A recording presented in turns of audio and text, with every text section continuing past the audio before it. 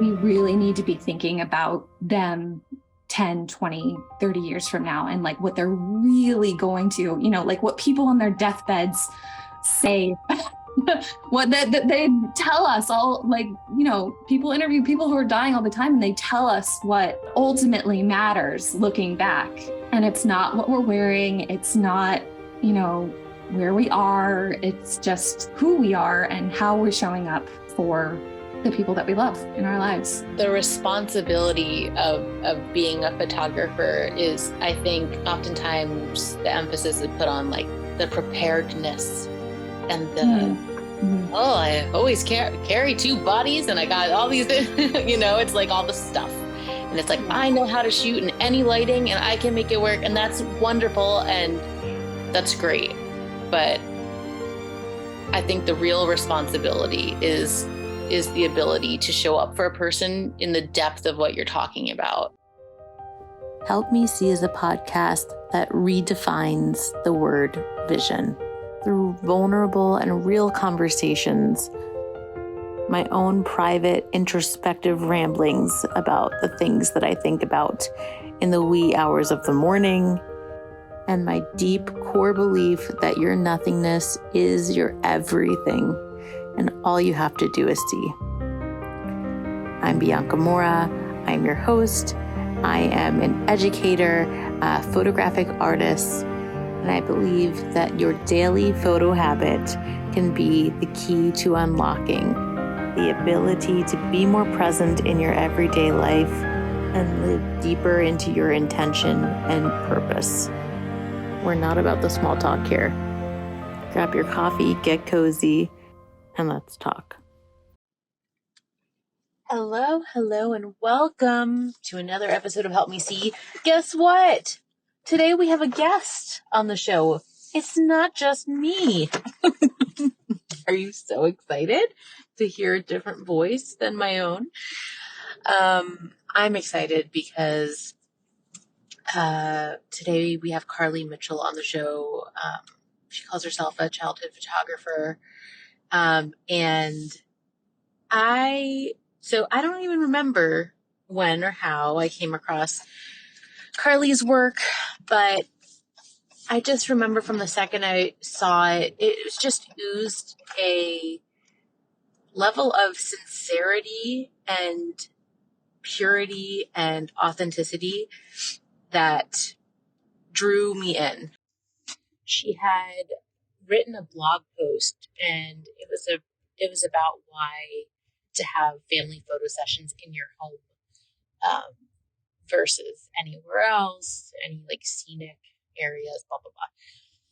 But the way she did it was just so full of love and a deep kindness, a reverence for her intention, for what she wanted to create for the person and for what would serve them highest and best for longer in their life, really. And that type of bravery and dedication and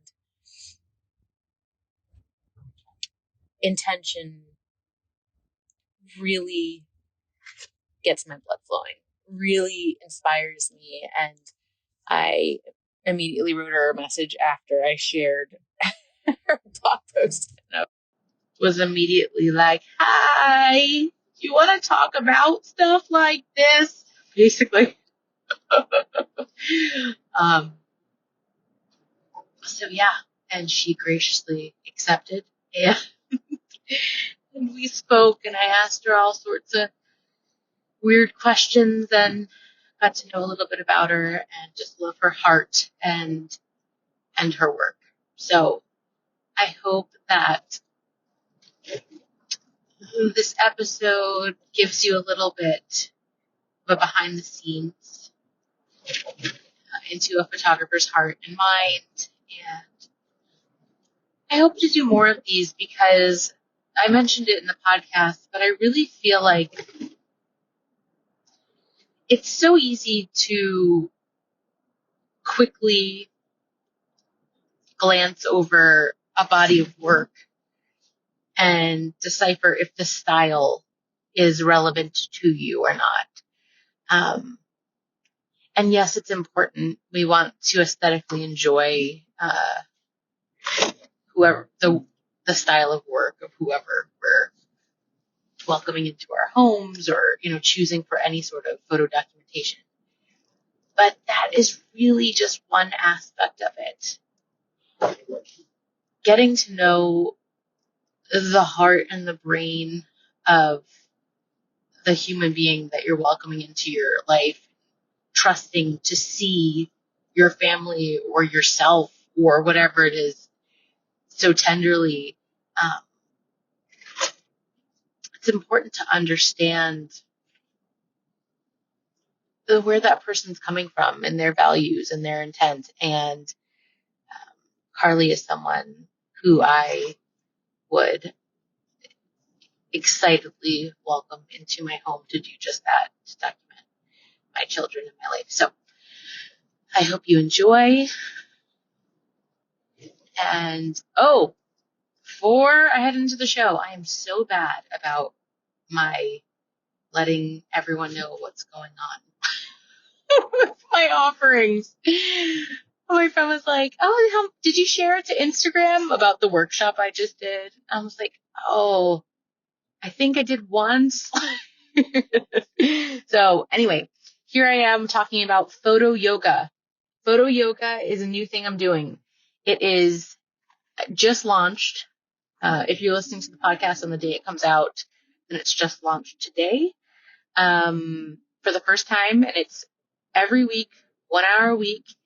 And it's basically a co-working space for photo editing or any photo related-ish-esque kind of tasks. I know for me, I love a good multitask, and I love being able to work with background noise sometimes. Really depends on what the work is, but so this format is very open, relaxed, and flexible, unintended, meant to loosen up your photo practice.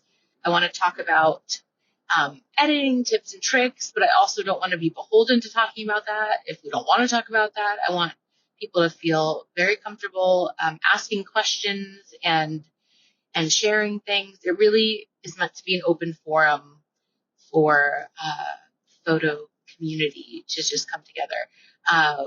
I've been thinking about this for some time because every time I'm in a yoga class, I have everything the teacher says, I have parallels running in my brain about photo. And I'm like, oh my gosh, there's just so much that I see that is directly related to everything in this. So I've had this idea of photo yoga in my mind for a long time now, and really have sat on it for a while, which is my MO. I do that with everything. And it's either I sit on it for a while or I just make a decision and then I cut like 8 inches off my hair at like 11:30 at night. So I had the thought that, you know what, I think now is the time to do this. And then my phone had went off and I was like, no, Bianca, focus. Do not look at your phone. So I finished what I was doing. And then when I went to go pee, I went to check my phone. Why did I have to mention that part? I don't know. Really stream of consciousness today. And a friend, she's a stylist that I worked with in a studio recently, a friend and colleague and the whole thing that I love. I had gone over to her home and documented her at work. She's a textile artist, does beautiful work. And I documented her and her daughter and her work in her home. And I just the day before had a chance to open the shoot because I've been traveling a lot and super busy. So it was weird that weeks later, that was when she decided to text me, and it was a beautiful thank you note. But what blew me away, and the reason why I'm telling you this, is that she had compared the experience. She said that is something around it really did something about presence. I'm going to butcher it, but she said the words, it felt transformative, kind of like a yoga session or something, like a yoga class. And I was like, oh my God.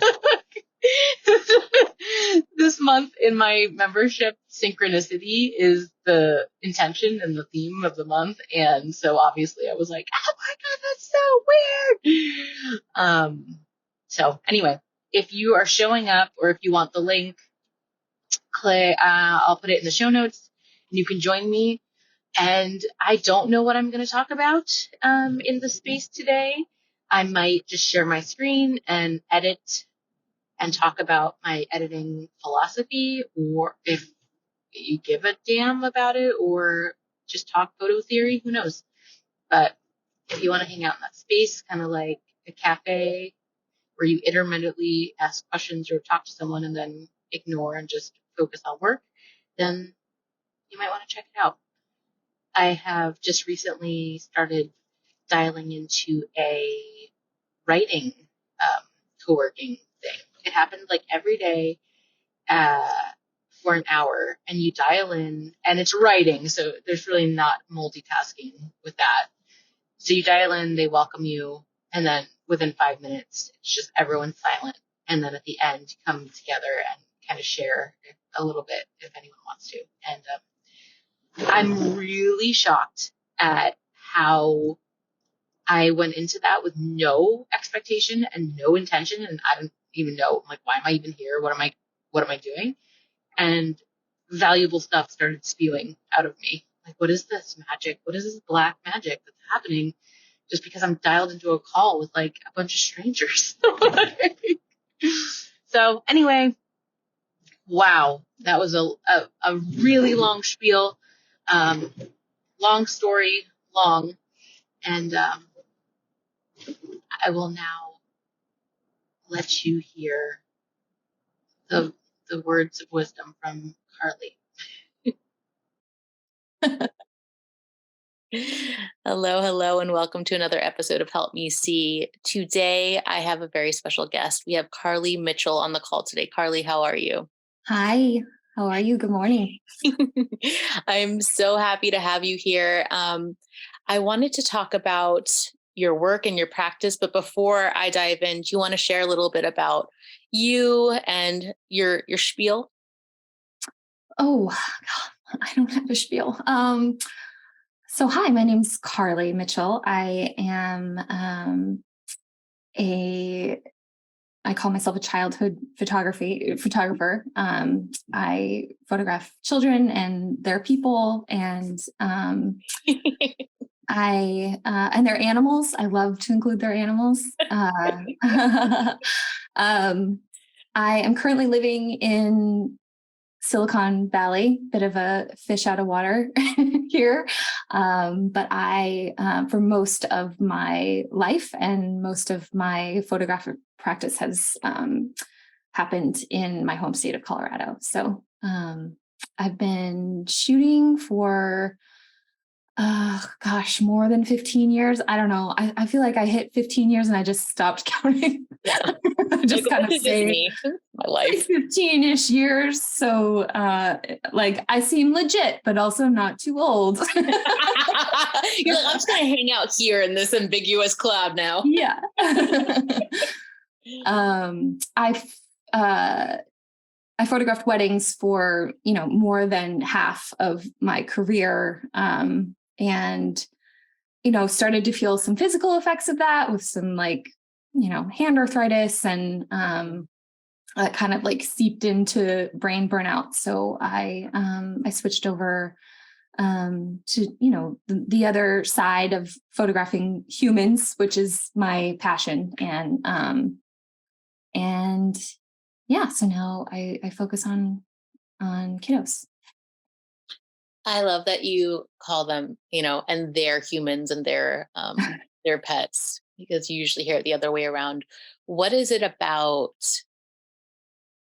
focusing with the child as the nucleus of sorts, calling yourself the childhood photographer? What is it about that really speaks to you and draws you in? I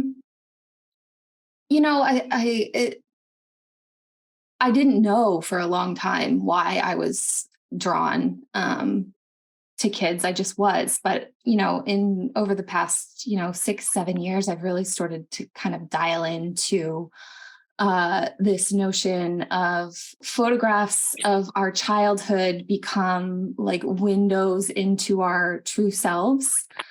And I just think that's so important for everyone to have imagery of a time in life when they were uninhibited and just completely themselves. And I think that can be really healing and really empowering as we grow into adulthood. And, photographs are for no one but our future selves.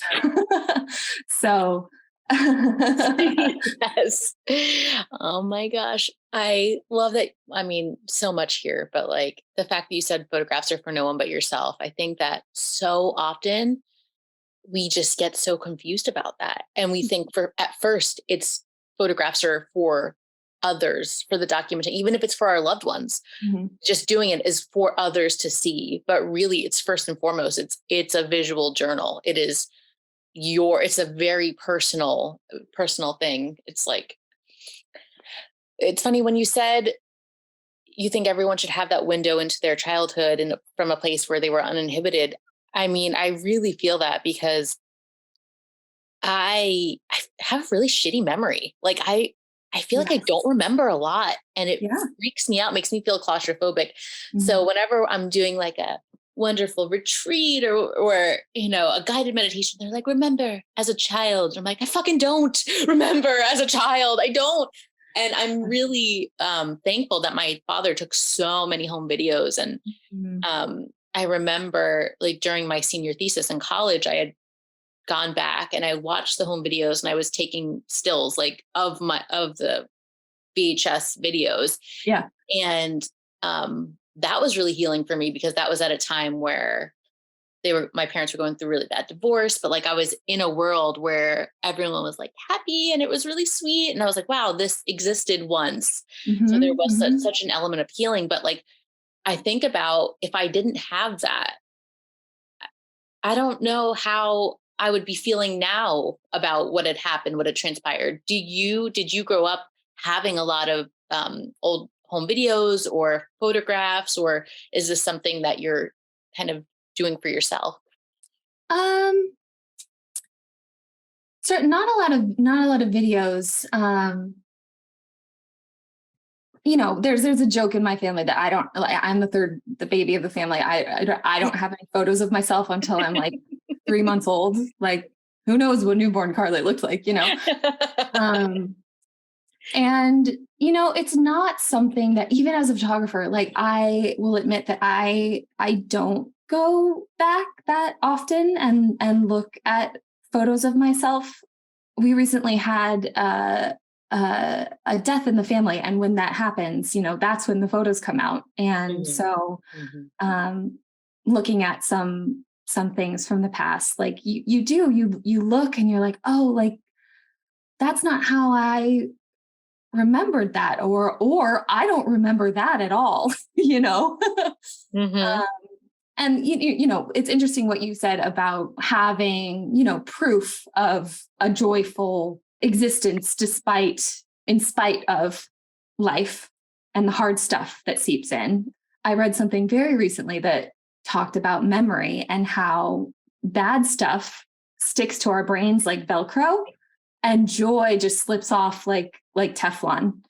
And so I think that, having photographic proof of the whole scale of our existence, like not just the joy, can help us see like our whole picture of our whole selves.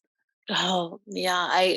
I really truly feel like our photographic practice is like the secret, like key tip, hack, code, whatever it is to like bringing your future wise hindsight closer into your now. Truly. If you were engaging in it in a way that is what you're talking about, this like well-rounded, holistic, just way of being, and not thinking, well, who would want to see this picture as you're taking it? If you feel that impulse, respect take the fucking picture. I mean, unless you're shooting film, it's free. Just take the picture. Yeah. So, okay.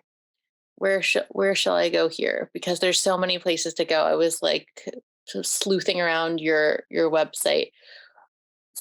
Before we dive into, I have just a few things I wanted to touch on, but why do you think that this is the manifestation of your obsession? Like, why do you think that you have landed here in this very specific niche? Because everything about like the words you put out, what you post, the photographs you take is just like steeped in this intentionality. And it all feels so, I guess, there's just a pureness in your intent. Oh, that's very sweet. I mean, it's just like dripping from it. Like, where did that come from, do you think? And more importantly, how do you hold on to that throughout your work? Because I feel like to be an intentional photographer requires, it's like I'm going to say like an extra bravery and an extra, it's about being kind over being nice. Like, it's about like that blog entry you said, like if someone wants to shoot in a field and you're like, sure, I'll shoot wherever, I don't care, but why? Like, why not home? Like, to be the person that's looking out for like the deeper possibilities and meaning, and to serve in the highest way possible rather than to satisfy just the current urge. Yeah. Well, I hope I can answer your question. I don't know if I have the full answer to your question as to why, but a couple things. I mean, I very much view my photographic practice. I think I approach it differently because I'm not a mother, and I don't have this sort of window into family life from that angle that most of my peers do. And so I see a lot of focus on that relationship, on that person, on that relationship. And I kind of, sometimes I'm kind of like, wait, what about the kids? And I think focusing on kids and encouraging them to be their uninhibited selves through my work is very healing to me and my inner child. Like, witnessing others practice that, like regardless of their age, is very inspiring to me. And I think I don't know where it comes from, but I just like, I have like a very sensitive bullshit radar. And I just like, I don't like doing things because they're trendy. In fact, I probably like swing the pendulum maybe perhaps too far the other way in like, oh, everybody's doing that, I'm not going to do that. And yeah, I see a lot of overemphasis on the wrong things what my opinion of the wrong things is in family photography. And, like, I think that people spend money on photography. And I think that the goal of photography shouldn't be to make the people, our clients, feel great and fabulous, like in the moment. We really need to be thinking about them 10, 20, 30 years from now, and like what they're really going to, like what people on their deathbeds say, what they tell us all, like, people interview people who are dying all the time, and they tell us what ultimately matters looking back. And it's not what we're wearing. It's not, where we are. It's just like who we are and how we're showing up for the people that we love in our lives. And I think that that is the most worth documentation for the money, because you're spending money on it. The responsibility of being a photographer is, I think, oftentimes the emphasis is put on like the preparedness and the oh, I always carry two bodies and I got all these, it's like all the stuff. And it's like, I know how to shoot in any lighting and I can make it work. And that's wonderful. And that's great. But I think the real responsibility is the ability to show up for a person in the depth of what you're talking about, in a like, it's a conversation. It's not just, here, I'm going to show you how to pose. And it's like, to me, of course, there's always gray areas. Like if I'm in a session and someone wants extra guidance and they're not feeling comfortable, like, depending on who you are, like you can really feel an ebb and flow with the person you're with. But there's something to be said about being a stand, being like an anchor for wanting to make sure this person, whether it's like literally or just subliminally, subconsciously, feels like, no, you are enough. To me, you are enough. You do not need to be, let me show you how this is, because it's really hard to see. Like you can't see the tip of your nose on your face. So, so I think that there's so much power in like being a stand for someone and being brave enough to be like, not a yes person, and just be like, I'm going to push up against like what your initial ask is, because I feel in my gut, like you're coming to me for my artistry. And part of that in my soul is I believe that this would serve you further in the future. Has that been well received for you for the most part? I mean, no. I mean, I would say that even, some of my dearest longtime clients, like, hear what I have to say, read what I have to say, and sort of nod along, but then like, well, yeah, but you're going to do it this way for us, right?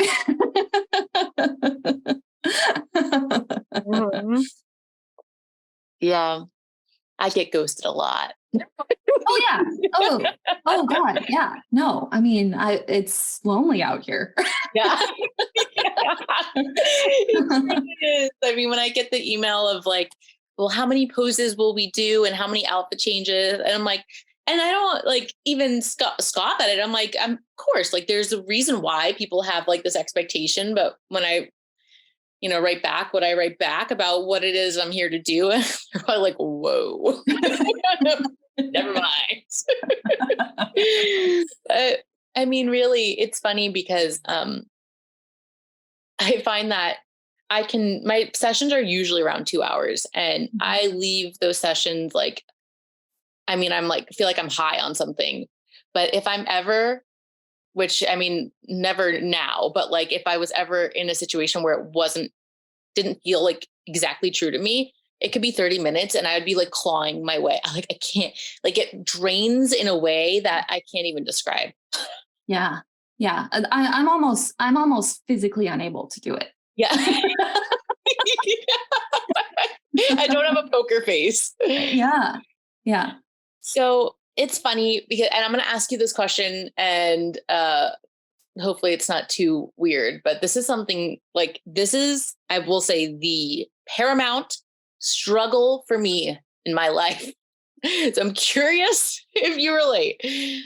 So I have this thing where when I'm in a session, it feels like, and this might sound like so like stupid and ignorant or whatever, but I really do feel like I almost have like the answers to the universe. I feel like I am just like, everything I see is like, like I just see so many things happening in like 47 layers, and it's just like bionic vision. And I feel like everything's perfect and it doesn't matter if everything goes wrong because it's all perfect. And I really believe it, like Brady Bunch believe it.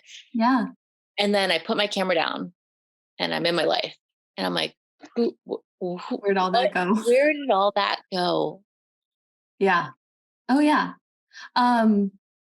Yeah. I mean, I say that I am the best version of myself with my camera. in hand. Why is that? I don't know. That's a really good question. I don't know. I definitely, like, I have just so much, just this swell of love and compassion for the people in front of my camera. Whereas I am normal, and like, if somebody cuts me off in a parking lot, I'm like, fuck you. No. But if I was photographing that same person, like, they would be the best person in the world. Oh my God. It's so funny that you say it like that, because I was just texting with a friend and she was telling me about how she was having a conversation with someone and about how they can't create unless they feel love or present or something like that. And I'm like, oh, that's funny, because for me, I feel like when I'm creating, like when I'm having a photo session, like that is my way to like Yes. love and to presence. Like it really becomes like my portal for that. Yes. And I really just don't understand. Like I can channel that, like I can see that.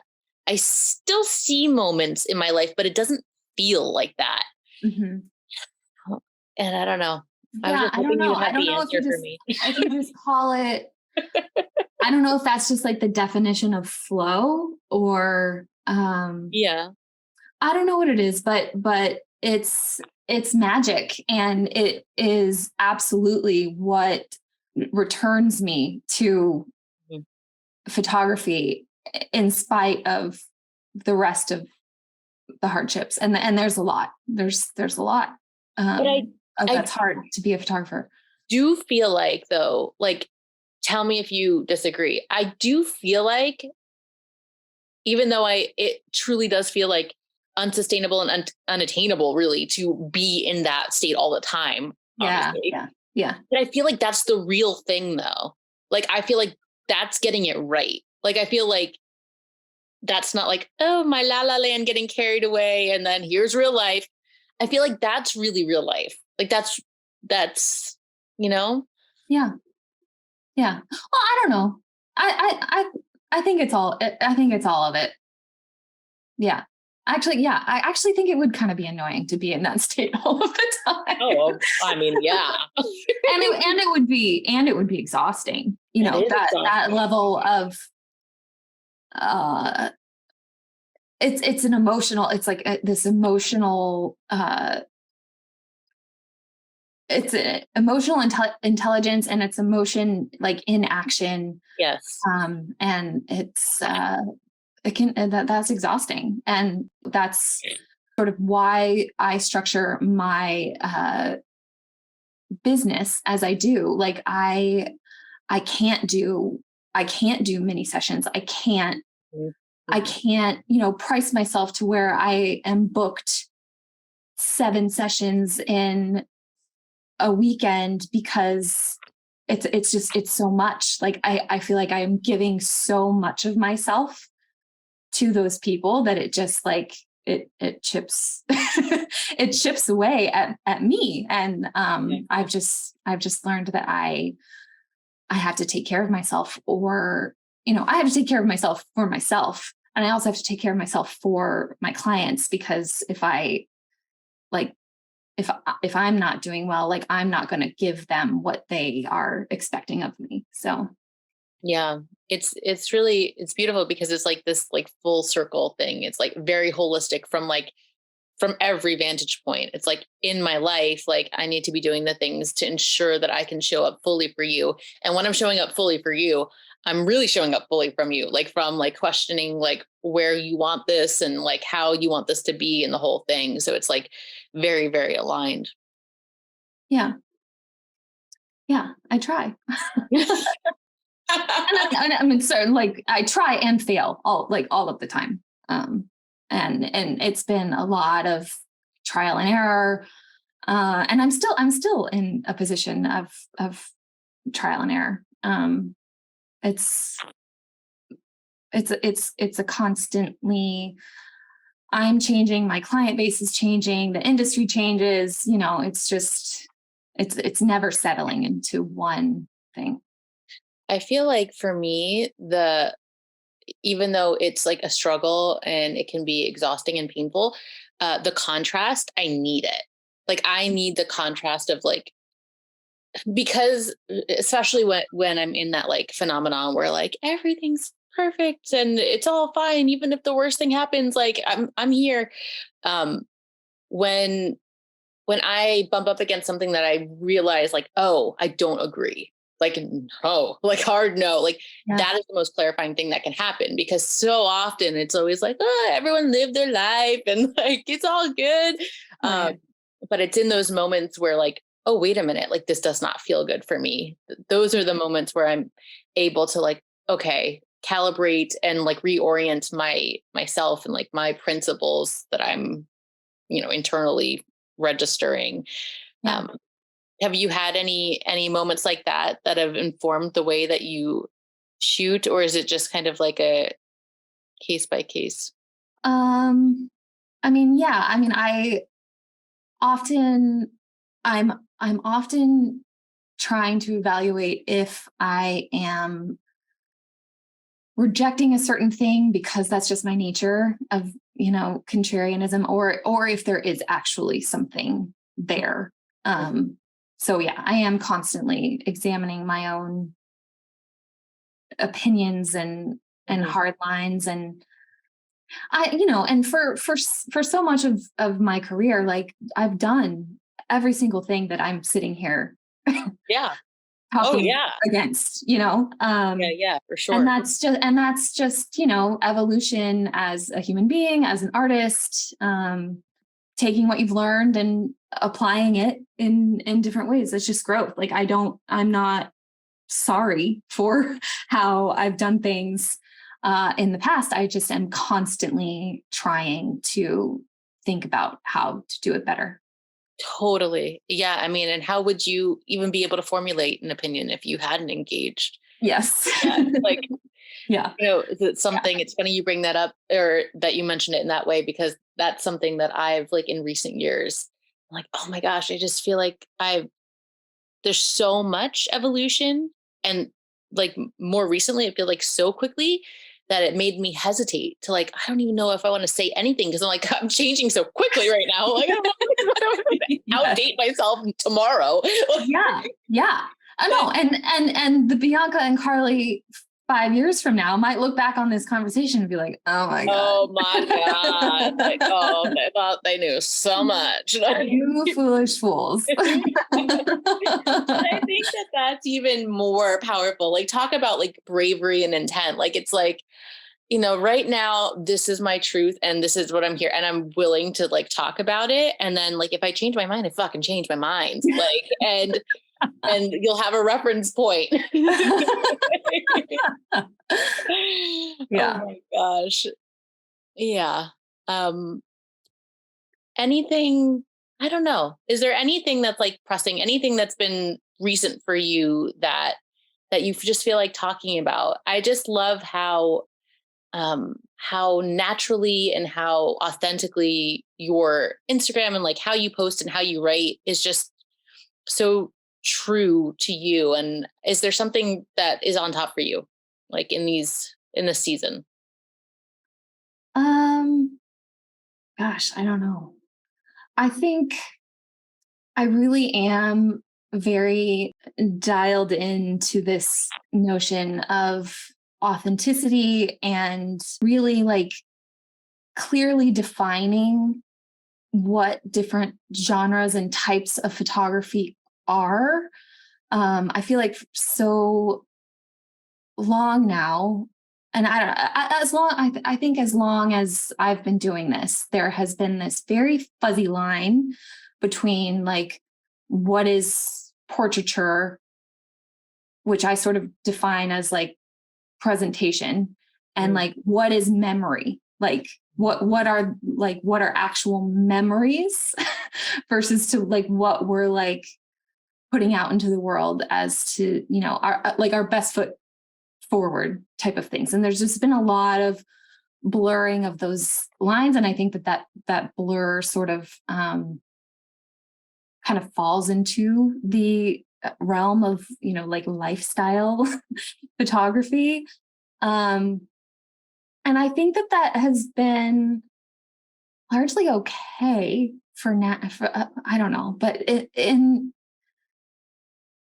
recent years, with like this acceleration of technologies that blur the line between what's real and what's fake, and just generally as a human being, it's very hard to know what is true and what is not true.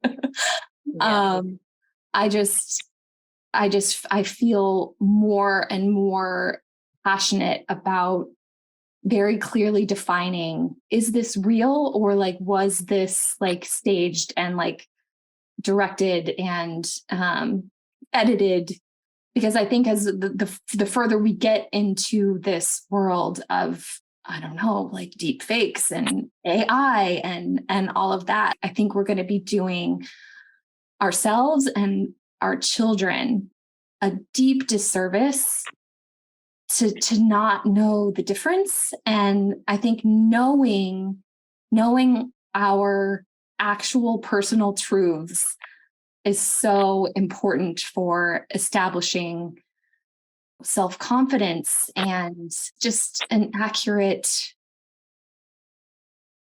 idea of who we are and where we come from and where we can launch off from. So yeah. I think that's a responsibility that we as family photographers should take very seriously. So it's with the onset of AI and all that's, on the edge here. Mm-hmm. So are you saying that it makes you want to like plant yourself a little bit more firmly in documentary without that blur of like staged and documentary? Yeah. It's funny. There's, I've heard some podcasts recently about like talking about AI and photo, and it's freaky. And I think as with anything, it can go many different ways, but I just don't I think that the people that are coming to photography for the reason they're coming to photography, it's for the experience. It's for, I just don't, it's scary for many reasons, but I'm not scared of it for the reason of like, I've heard a lot about like jobs being at stake, but I'm like, I think that the people that are coming to photographers for like the real documentation of their lives, it's not going to impact that, because there's nothing that can fulfill a person coming and like sitting with you and like seeing you and like playing with your kids while they're taking photos. And because then what's the point? What's the point of that? I hope not. a drone coming and like taking aerial shots of your children playing in the backyard. So creepy. Yeah.